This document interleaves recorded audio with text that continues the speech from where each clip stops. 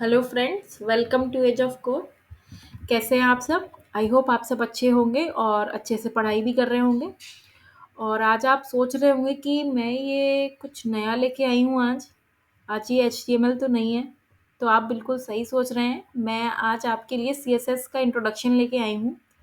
अब से मैं आपको CSS भी पढ़ाऊँगी।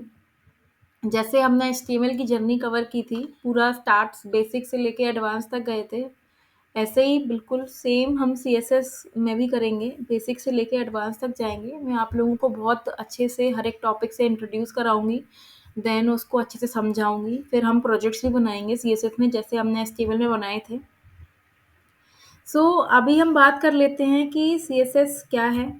CSS जो होता है वो कैस्केडिंग स्टाइल शीट होता है। ये जो होता है बेसिकली एक डॉक्यूमेंट को या एक वेब पेज को स्टाइल देने के लिए यूज़ किया जाता है। अब आप सोच रहे होंगे स्टाइल स्टाइल क्या है? तो आप देख पा रहे होंगे यहाँ पर एक दो इमेजेस लगे हुए हैं। एक जो है वो HTML का वेब पेज है और दूसरा जो है CSS का वेब पेज है। तो पहला जो HTML का वेब पेज है ये सिर्फ HTML से बना हुआ है। तो आप देख पा रहे होंगे कि ये कुछ मतलब खास इंटरेस्टिंग नहीं है, मतलब अट्रैक्टिव नहीं लग रहा है। पर जो सेकंड वाला है वो काफ़ी अट्रैक्टिव लग रहा है, क्योंकि वो CSS हमने यूज़ किया हुआ है उसमें और CSS से बना हुआ है। तो चलिए मैं आपको एक एग्जांपल से समझाती हूँ। और कि जैसे मान लो कोई भी एक घर बनता है, तो सबसे पहले उसमें क्या यूज़ होता है, ईंट वगैरह यूज़ होती है, रेत सीमेंट यूज़ होता है। और जब वो पूरा बन जाता है तो एक स्ट्रक्चर ही क्रिएट होता है सिर्फ उसमें सबसे पहले, तो वो हमारा HTML होता है। उसके बाद जब हम उसको अच्छा अट्रैक्टिव दिखाने के लिए उसमें जैसे कि लाइक पेंट कराते हैं, होम डेकोर कराते हैं, अच्छी-अच्छी चीज़ें लेके आते हैं, उसको सुंदर बनाते हैं। वैसे ही सेम हमारे CSS के साथ होता है कि जभी भी लाइक एक सुंदर सा अट्रैक्टिव वेब पेज बनाना होता है हमें, तो हम CSS का यूज़ करते हैं। तो आप देख पा रहे होंगे इस वेब पेज में कि हमारा जो नेम बार है वो अच्छे से वेल मेंटेन्ड है, अच्छे से बना हुआ है, अच्छे से अलाइन है। बाकी जो और भी इमेजेस हैं वो भी काफ़ी अच्छे से हैं और जो सर्च का एरिया है वो भी काफ़ी सुंदर दिख रहा है। तो ये सारा हम खुद CSS की हेल्प से करेंगे और काफ़ी अच्छे-अच्छे वेब पेजेस बनाएँगे। आपको भी काफ़ी इंटरेस्ट आएगा बनाने में, कि आपको अच्छा भी लगेगा कि अच्छा अब तो मैं ये भी बनाने लगा हूँ। आपको खुद में अच्छा लगेगा कि ये सारी चीज़ें हैं।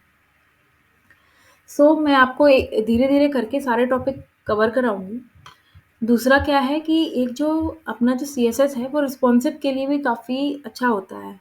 लाइक कि आप सोच रहे होंगे कि रिस्पॉन्सिव क्या है? तो मैं आपको बता दूँ कि जैसे हम कोई भी एक वेब पेज है, उसको हम एक अलग-अलग डिवाइसेज़ में ओपन करते हैं, तो वो जो अट्रैक्टिव दिखे हर एक डिवाइस में, अच्छे से प्रॉपर उसकी मतलब अलाइनमेंट वगैरह आए, तो उसके लिए हम रिस्पॉन्सिव का यूज़ करते हैं। लाइक उसमें हम मीडिया क्वेरी का यूज़ करके एक वेब पेज को रिस्पॉन्सिव बनाते हैं। अलग-अलग डिवाइस के लिए डिवाइस फ्रेंडली बनाते हैं, बेसिकली इसको बोला जाए एक टर्म इसको और यूज़ करें हम, तो डिवाइस फ्रेंडली बनाते हैं हम कोई भी एक वेब पेज को। तो उसके लिए भी एक बहुत बड़ा रोल होता है CSS का रिस्पॉन्सिव बनाने में भी। और लाइक फिर मैं आपको धीरे-धीरे चल के सारे टॉपिक्स में कवर कराऊँगी। लाइक कि CSS को हम कैसे यूज़ करते हैं। CSS लिखने के 3 तरीके होते हैं हमारे पास, एक होता है इनलाइन, एक होता है इंटरनल और एक होता है एक्सटर्नल। मैं आपको आगे आने वाले लेक्चर्स में हर एक टॉपिक पर अलग एक लेक्चर लेके आऊँगी और पूरा ब्रीफ में बताऊँगी, स्टार्ट से लेके पूरा अच्छे से। तो ये 3 तरीके से हम CSS को लगाते हैं। उसके बाद मैं आपको सिलेक्टर्स बताऊँगी। सिलेक्टर्स का भी एक बहुत बड़ा रोल होता है। लाइक कि हम सिलेक्टर से ही सिलेक्टर का ही यूज़ करके हम उसमें CSS की प्रॉपर्टीज़ डालते हैं, जिससे कि जो हमारा एलिमेंट है, जिस पे भी हम डालना चाहते हैं CSS की प्रॉपर्टीज़, तो उसमें CSS की प्रॉपर्टीज़ आती हैं सिलेक्टर के थ्रू। और लाइक मैं सिंटेक्स बताऊँगी आपको कि कैसे हम लोग सिंटेक्स को लाइक लिखते हैं CSS के, और कलर वाली प्रॉपर्टी बताऊँगी। एक तो आपने बैकग्राउंड कलर और कलर तो सुना ही होगा, काफ़ी ईज़ी हैं, हो सकता है बहुत सारे लोगों को ये आता भी हो, पर मैं आपको आराम से पूरा समझाऊँगी, अच्छे से करके भी दिखाऊँगी कि कैसे हम इनको यूज़ करते हैं। लाइक और भी प्रॉपर्टीज़ होती हैं, लाइक टेक्स्ट की प्रॉपर्टीज़ होती हैं, डिस्प्ले की प्रॉपर्टीज़ होती हैं, डिस्प्ले प्रॉपर्टीज़ होती हैं, पोज़ीशन वाली प्रॉपर्टीज़ होती हैं। मैं सारी आपको बिल्कुल आराम से बताऊँगी और फ्लेक्स बॉक्स वगैरह भी बताऊँगी।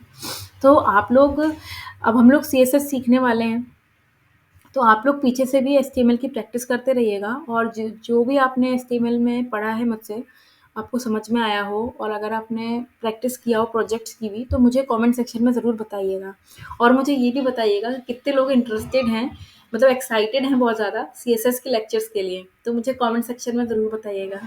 आपको अगर मेरे लेक्चर्स अच्छे लगते हों, आपको समझ में आता हो, तो लाइक और शेयर ज़रूर करें। और कोई भी अगर ऐसा पर्सन हो जो कोडिंग पढ़ना चाहता है, उसको इंटरेस्ट हो कोडिंग में, तो उसके साथ हमारे चैनल को शेयर करें और सब्सक्राइब भी करें।